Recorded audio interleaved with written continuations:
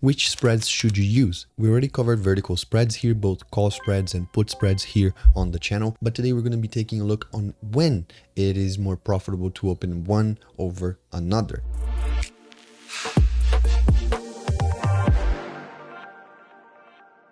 So today we're going to dive way deeper into spreads. And if you haven't seen the explanation, the video for spreads is going to be right here in the top right corner. So go ahead, watch it, and then come back here. So a spread, we're not going to be covering again what is a spread, but long story short, it is a group of two options. And one option is being bought and the other option is being sold.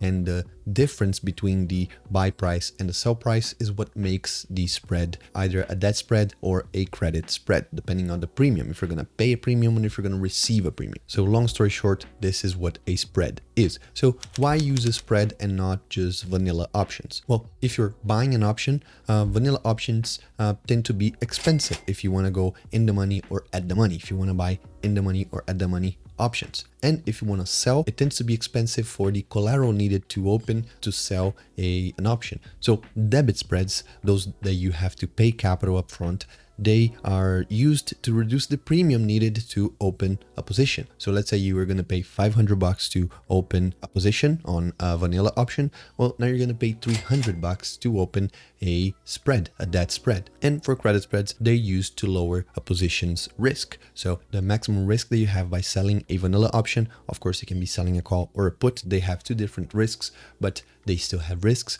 You can limit those risks so you can lower the amount of risk that you're willing to take by using credit spreads. So just to recap the four types of spreads that we're going to be talking about, we have a bull call spread, we have a bear call spread, we have a bull put spread, and we have a bear put spread. Of course, they can have different names like call credit spread or call debit spread, put credit spread, or put debit spread. The naming depends on what country it is. If it is Europe, they call it a way. If it is the US, they call it another way.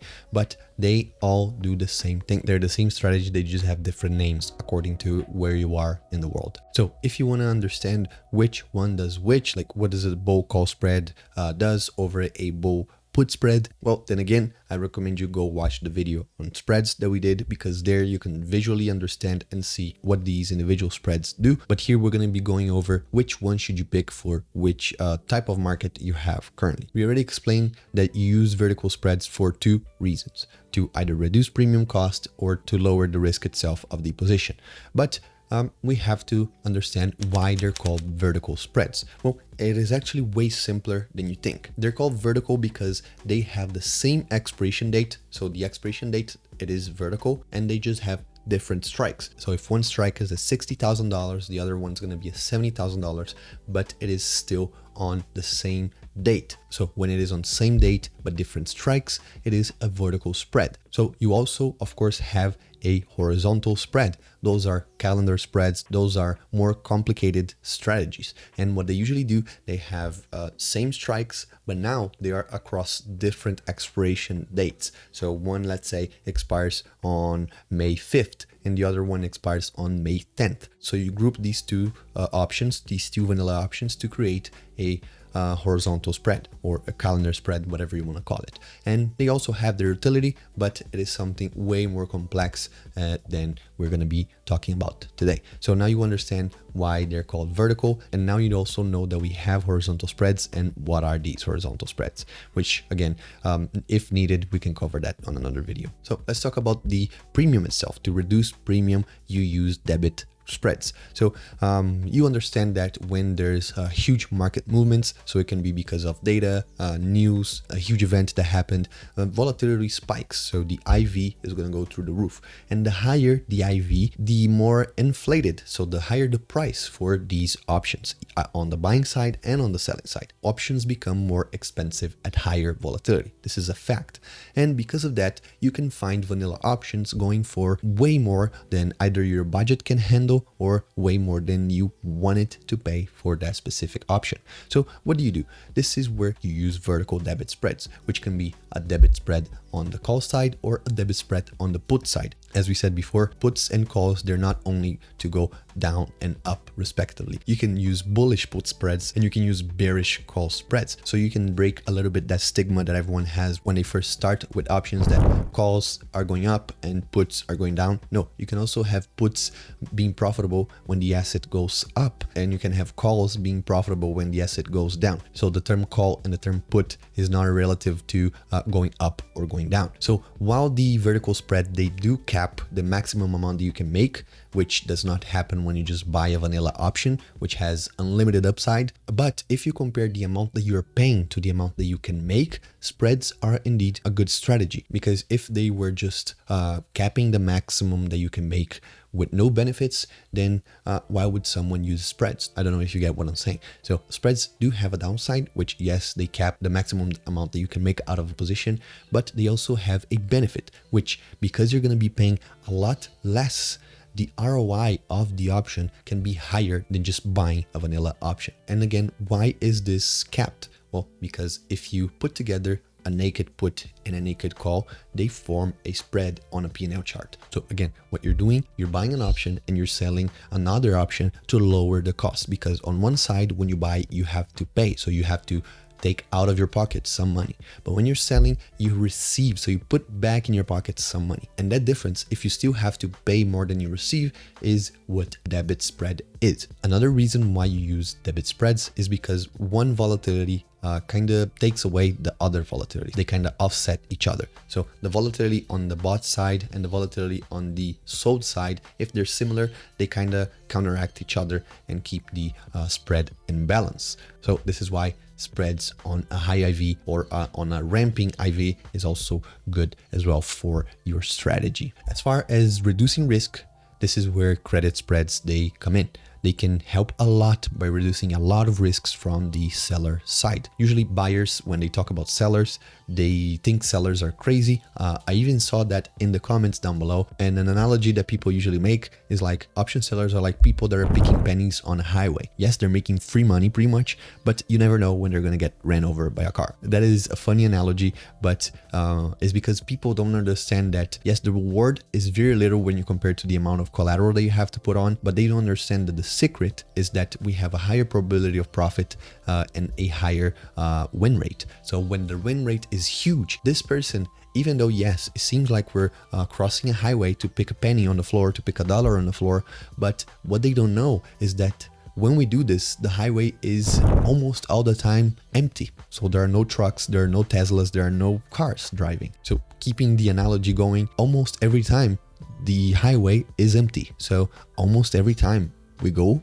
and we pick that dollar and we go back safely. But because the collateral can be huge if you're doing vanilla options, these credit spreads, they allow you to, of course, you're going to cap your maximum profit a little bit, but you're also going to short by a lot the amount of capital that you need to deploy in order to have that ROI. Because we know that just one move against you, it can wipe out your whole position. Again, this is why option sellers, they have to be very, very careful. They usually go for a very low delta. So they go for a delta between 10 and 15. If you don't know what delta is, I'm going to make a video about Greeks very, very soon. They tend to be very, very safe because they're better safe than sorry. And throughout the whole year or the whole length of their position, their portfolio is going to be growing slow but steady, instead of being just speculator that might make $1,000 one day and then lose it all, then make it back and then lose it again and then lose part of it and then make part of it back. So there is no up and down with sellers. They're just collecting premium after premium after premium. Of course, every now and then, but very, very rarely, they're going to have a loss, and it's going to take, yes, a few weeks to make it back. But if you zoom out on their portfolio P&L, you will see that it's going to be a consistent and growing curved line on the upside. Another reason is that writing naked calls, not necessarily puts, but writing naked calls is one of the riskiest strategies that you can do, because the loss that you can get from a naked call is pretty much unlimited. So you have to either hold the underlying asset to sell a call on it. The term for this is covered calls, which covered calls are very, very good, but naked calls are not very good. So this is a risk. But selling puts, on the other hand, is not that bad, because you need to have the capital to sell a put. And what could end up happening is that if you get assigned, now all of a sudden you hold a huge quantity of that asset that you were selling a put for. So at the end of the day, if you're selling a put on Bitcoin and you get assigned, you're just going to have a lot of cash. You're just going to have a lot of money to buy more Bitcoin. So credit spreads are here to limit, to mitigate the risk. But of course, with that, the downside that comes is that you're also limiting the maximum profit that you can make. But again, like we said before, we need to have a balance. So which spread should you use and when? Let's start with a bull call spread. Use a bull call spread when IV is high. So there's a lot of volatility and you expect not a lot of upside. So not huge movements, but still some upside movement. So this is when you should use a bull call spread. This scenario, you can usually find that on the later stages of a bull market. So when the bull market's already plateauing, this is where a bull call spread is usually successful. A bull call spread can also be used for a scenario when you believe in the long term of the asset, so of Bitcoin or Ethereum, but both have high IV due to a plunge of the price. So if you see a lot of IV and if you believe in the long term of this asset, Bitcoin or Ethereum, which you do, then you believe it will kind of slowly come back up and you can do a bull call spread to profit from this scenario. For a bear call spread, this is very simple. You use that when spread is high and you believe there was going to be a downside. So you're expecting a downside, you should use a bear call spread. So very simple. If you believe we'll reach the top and there's a huge volatility, but now people are going to start selling, taking profits, whatever you believe it is, FUD or whatever other data or news you have on your hands. So you believe the asset will go down. This is when you use a bear call spread. So sideways market or sideways to bullish market. This is when you use a bull put spread. So bull put spreads, you believe the market's going to stay sideways or going to go up a little bit. This is where you use the strategy to collect premium weekly or monthly or whatever strategy you use. But the go-to, I think, should be the bull put spread or a debit. Last but not least, bear put spread. When you're expecting a lot of downside from an asset, so you believe Bitcoin is going to go down a lot. Let's say last week when Bitcoin was still at 64, 63, you for some reason believed that Bitcoin would go all the way to 54,000 like it did 1 or 2 days ago.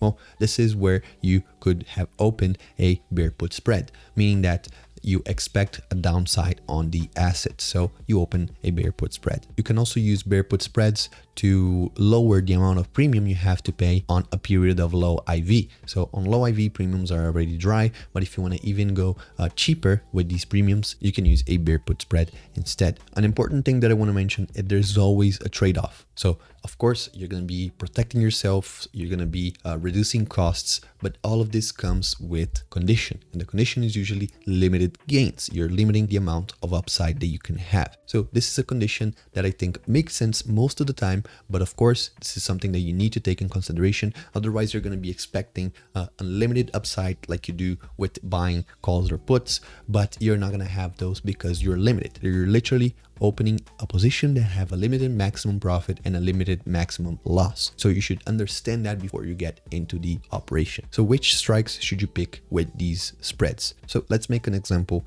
If you're opening a bull call spread and you know that Bitcoin is likely to stay around $55,000 until the option expires, then what you can do, you can buy a call with a $50,000 strike price and you sell a $55,000 option. So you bought one at 50 and you sold one at 55. So because of that, on the P&L chart, you will take almost maximum profit because that maximum profit is pinned to the $55,000, which is where you sold an option. Now, if this is too complicated, don't worry, we got you. And this is why we made the income products on Bitopics. On Bitopics, you don't have to do all this super weird math, all these choosing strikes, whatever, when I use one, when I use the other, put spreads, debit spreads, call spreads. Well, not at all. You just go here to Bitopics, to the income products tab. And once you get right here, you will see all these bubbles. I personally like to have the cards instead, but the bubbles are good to see ROI. So the bigger the bubble, the higher the return that you have on this specific product. But if we switch to the card, we can see the expirations. So let's say all of these until this one, they expire on May 10th.